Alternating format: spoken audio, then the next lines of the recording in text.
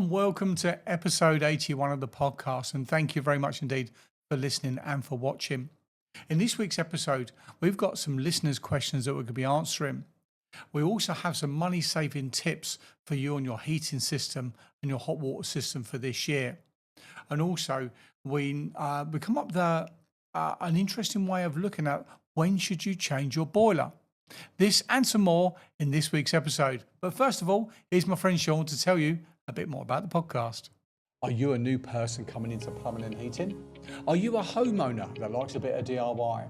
Or are you a business owner and wanted a bit more knowledge before you make some decisions on your plumbing and heating?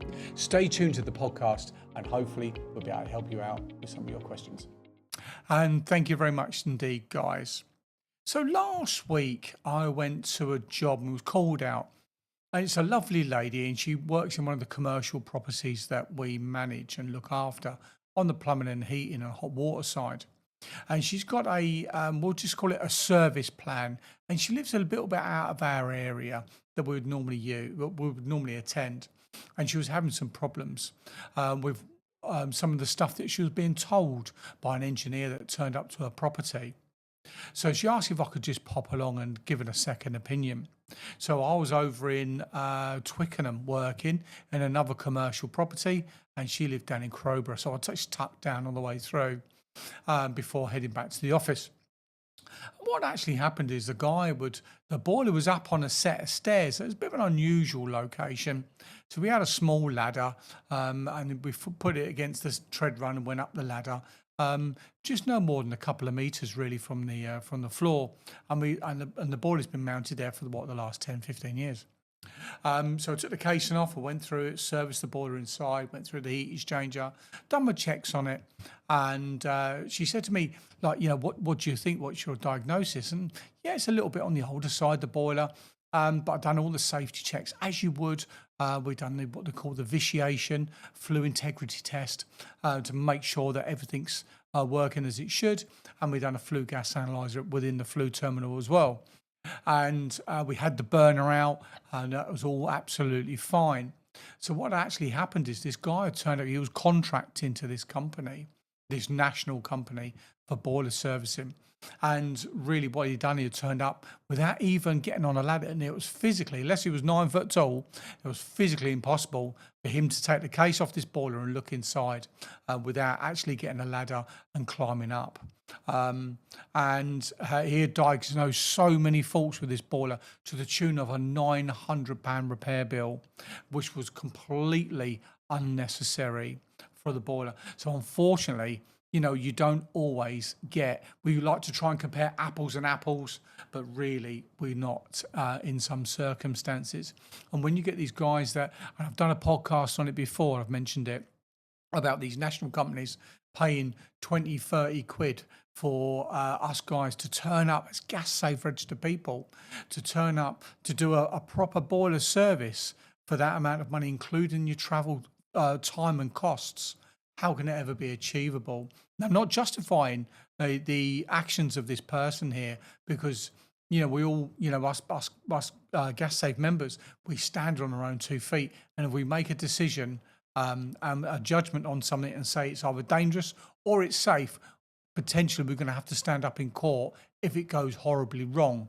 So with my integrity intact, I'd done the test on the boiler and there and then it was absolutely fine.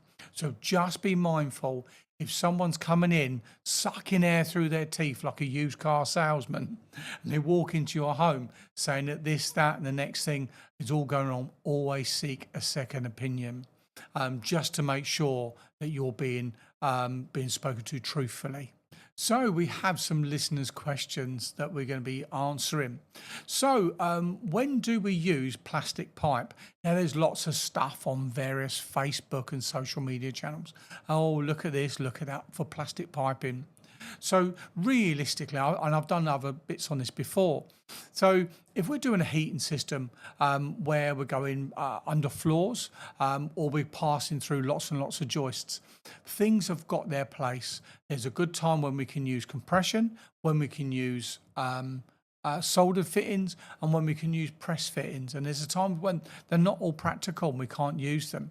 There's a time when we only use like a barrel pipe, old iron or steel pipe, and we wind it in. Stainless steel pipe, there'll be a situation when we need to use that. And I believe that there's always another situation where we start using plastic as well. So for us here at Gaslec, we'd actually use plastic pipe if we're going under the floors, between lots and lots of joists if we're going the wrong way where copper pipe can't be easily inserted. We can actually run on a coil, maybe a 50-meter coil. We could run the 50 meters without any joints in it at all. But just remember, it does expand a lot, plastic pipe, where copper is so minimal, expanding in its length, it's not even really worth calculating it really in a domestic setting. But in plastic, you really have to think about that. And maybe if you're coming up to like an elbow going through a piece of timber, don't have it really tight, have it sort of sweeping out. So you've got a little bit of elasticity, a little bit of spring in the pipe as it will grow, as it heats up. That little curve could sort of tighten up a little bit or sort of stretch out when it gets cooler. All depends on the temperature when you're actually installing it. So just be mindful of that. What temperature should we have the heating on? And now this morning it was actually 5 degrees when we got into the vehicle, so it's actually getting quite chilly, certainly for this week. So looking around, there's various facts and figures that have been bandied around left, right, and in the centre. So for me personally, I'd always advise keep your property, your home, say a constant 18 degrees.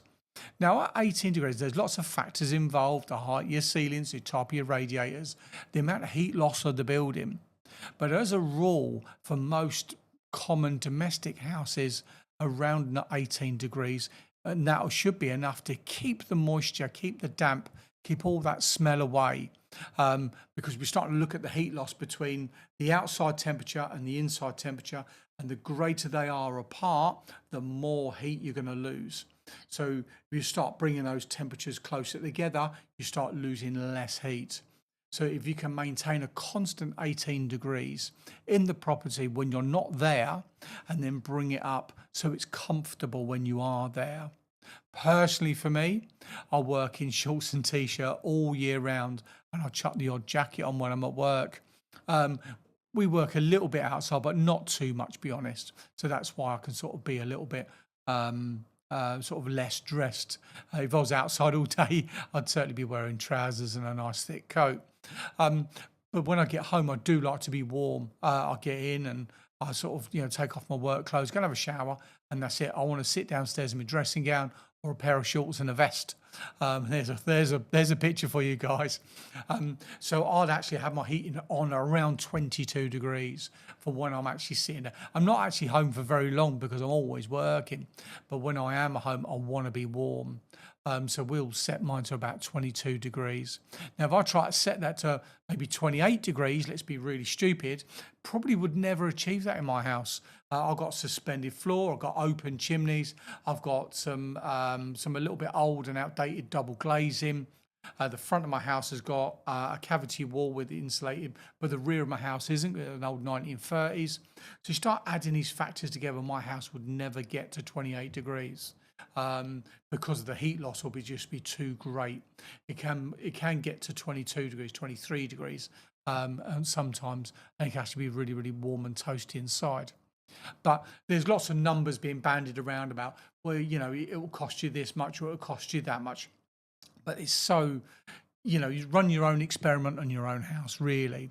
And if it's too warm for you, it's too warm. If it's not warm enough, it's not warm enough. So sometimes you can put the numbers aside just a little bit because it all depends on how you feel.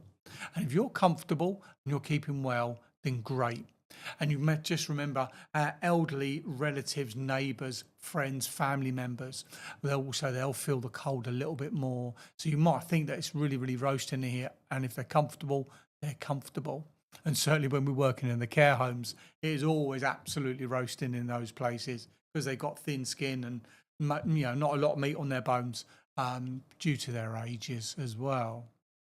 How often should we service a boiler? So Funny enough, this actually come up in a conversation this morning, which I won't go into. So, whenever you fit a new boiler, the manufacturers will insist that it's serviced every 12 months or every year after the installation, as near as damn it, as close to the anniversary of the installation as possible.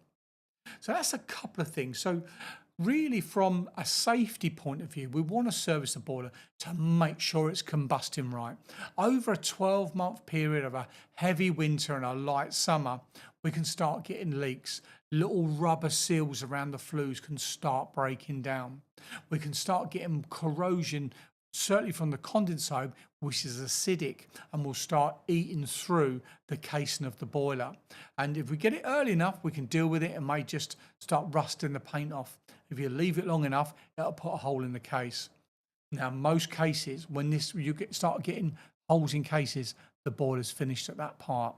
At the time you get a case, take all of the guts and the glory out of your old boiler, fit it in, changing all the washers over and all the O-rings and stuff, and fit it into the boiler. Usually at that point, it becomes economically not feasible.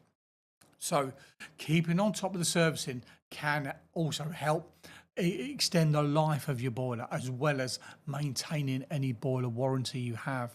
Now, all boiler manufacturers are the same. They want it done every year. And what we tend to find is that we tend to find little niggles, little problems within a new boiler under warranty. And we say to the client, that's not right. Give the manufacturer, give Valent, give Glowworm, give Worcester, give Ideal a ring, and they'll come out under warranty and they'll get that fixed. And they just nip these little things in the bud before they turn into massive things.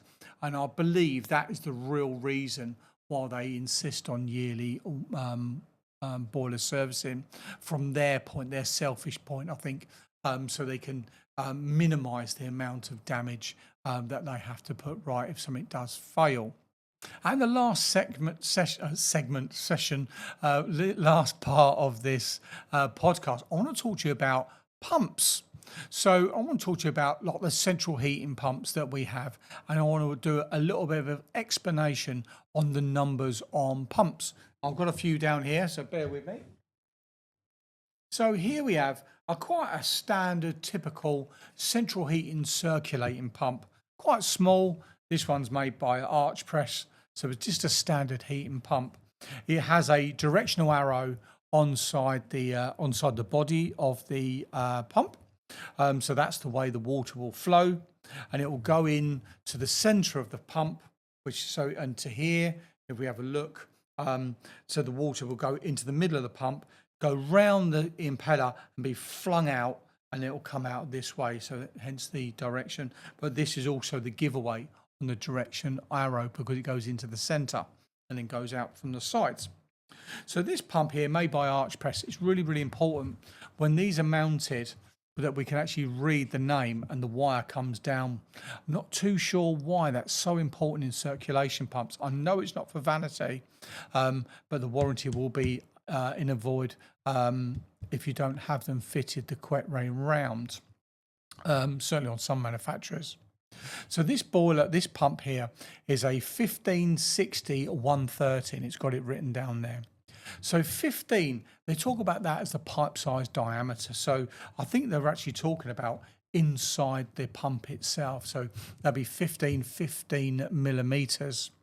This is a 60, and the 60 part refers to decimeters, or put it simply, 60 is actually 6 meters of head. So in theory, this should be able to pump up the water 6 meters vertically up as part of a heating system. 6 meters is a good amount. Obviously, if this was downstairs and we start looking at the, if you had a townhouse and each roof, let's just say, was 3 meters high of actually your central heating system. Now, it doesn't actually matter where you fit this pump. If it's going from the bottom and it's going up to the top, and that's 9 meters, but this is only 3 meters to the top, the water, as it comes down, if you can imagine, comes down, comes along, and then goes back up to come in and drop back down again, that is still 9 meters, because that's now sucking on this side of the water of this lowest point to draw it up to your 9 meters to bring it up and bring it down. So this pump wouldn't actually be man enough in theory for your 9 meters of head. It will probably be, it'll have a go, let's just say that, but you won't get the efficiency out of it. And the 130 is the millimeters between the two faces there of the pump connectors. So that's just a simple pump. So on here we've got some digital speeds on the side, so we can change the speed.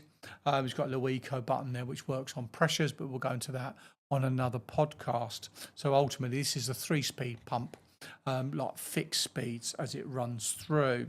In the middle there is like a bleed screw, so if you've got a bit of a noisy pump with a bit of air in it, you can undo that screw. Now what happens is water gets behind this piece here and it starts dripping out of there, so don't be too worried. If you do crack that off and you get a few little air bubbles and you do it back up, you will get a few drops of water come out the bottom of that, and it may go on a little bit longer than what you thought, but it's just collected up around this plastic sort of fascia really, so it doesn't actually serve any purpose. It's not watertight, let's just say that. So that's just a little simple domestic pump. So, and here we have something a little bit on the bigger side. So I took this out, this failed on a commercial job for us. So we got this changed over, so I kept hold of the old pump, so it doesn't actually work. So this is a DAB pump and this is a 60-25-40.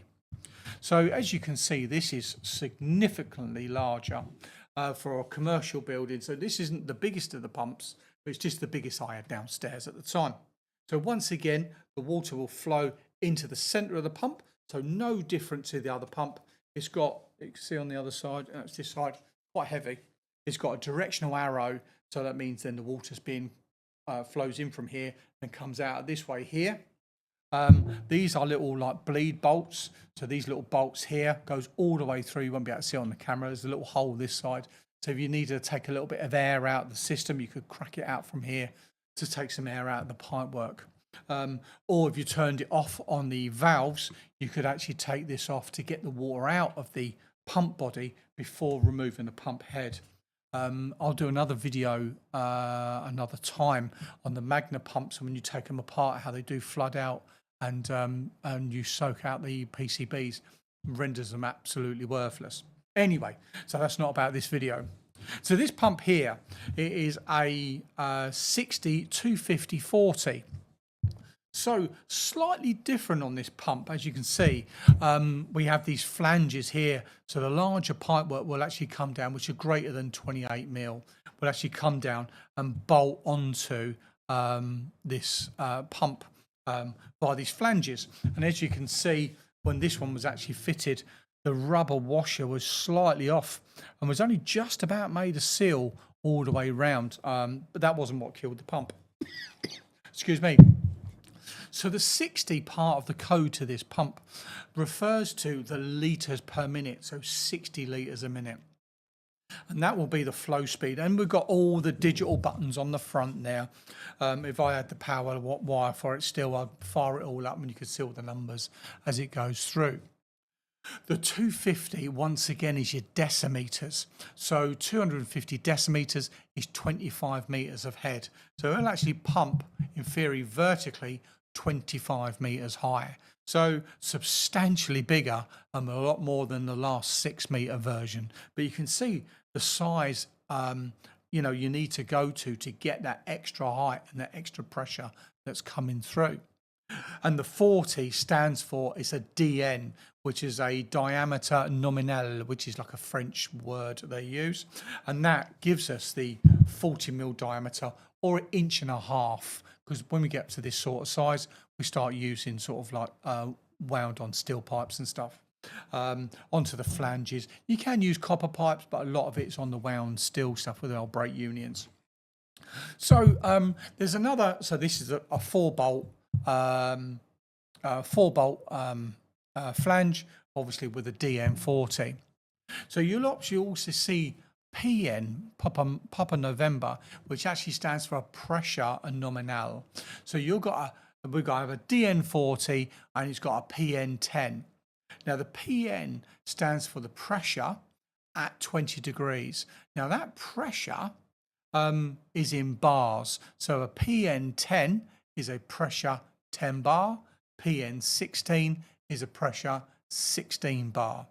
Now, if we're looking at a heating system, we're looking at maybe 3, 4, 5, 6 bar maximum. Some of the commercial pressures will go up slightly on the higher side, but we're not looking at sort of greater than 10 bar for a standard water or into a heating system. So a typical PN10 will be more than enough as a gasket, as a seal that comes in. And you get different types of seal. If this is engineered nice and flat, where it goes over the bolt holes, or it just sits within there within a little tiny rubber on the flange. So this is the larger commercial pump. So it probably weighs maybe about 10 kilo or so. So it's a good weight there. So yeah, hopefully that explains the DN and PN and the numbers on the slightly bigger pumps. But standard pump, a 1550, a 1560, but they're all 130s on your standard heating system, which is your diameter between the two faces. Now, if you do ever change over the pumps, and you do them yourself, and they are quite easy to do, make sure you turn the pump valves off either side of the pump on your domestic pump, and then just crack the nuts off. Now, inside you'll have some rubber washers, or you may have those little red nylon ones. Now, the pump may come with the nylons. If they come with the nylons, make sure you get the rubber ones. But when you do get the rubber ones, make sure you put them in nice and easily, have a bit of slack on it, and you put them in carefully. Because what you don't want is what happened on here, and this is a really common problem. The rubber washers get a little bit out of shape as you're doing them up. And you do them up, make sure you've got a bit of plumbing paste on there, and then they go slightly out. Now this one, as you can see, right on the edge, must have been just about holding on for the water, and this edge here, but it oozed out this side and onto there as well. So just be really, really mindful about making sure the rubbers are in there and sealed properly, and then do a temperature test as well. Get the heating up as hot as you can, get it all running fast, and then keep going back and double checking it. And don't over tighten them to start with. I'd say if you have them, certainly with a plumbing test, a good hand tight, and maybe about an eighth of a turn, that is probably more than enough for the seal. But double check it. And if you have got a little bit of a weep on it, and you do it up a little bit tighter, and it weeps a bit faster, then you know it's game over. You need to start again on that rubber washer, and you might find that the thing has moved out of shape and no longer creating a seal. And doing it up tighter ain't going to make it any easier, ain't going to make it any better. So thank you very much indeed for listening and for watching on this podcast. If you know anybody that could benefit from the podcast, please share it with one person. So if you know anyone that wants to get into plumbing and heating, if you know any DIYers that could benefit from this, if you know any business owners that are looking for a new trusted supplier here within the Southeast to look after their plumbing and heating and their reactionary plumbing works, give us a shout. If you have any questions you want answered, it's podcast@gaslec.net, and any general plumbing and heating stuff that comes through the office is office@gaslec.net. Have a fantastic week, wrap up warm, and I hope it's been of help. You take care, guys. Goodbye.